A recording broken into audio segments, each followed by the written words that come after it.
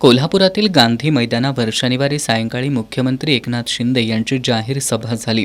गेली 15 दिवस कोल्हापुरात या सभेची आणि शिवसेनेच्या राष्ट्रीय अधिवेशनाची तयारी सुरू होती. याचाच एक भाग म्हणून माजी आमदार चंद्रदीप नरके यांनी गुरुवारी अमृतसिद्धी हॉल इथं कार्यकर्त्यांची सभा घेऊन मुख्यमंत्र्यांची सभा यशस्वी करण्याचं आवाहन केलं होतं.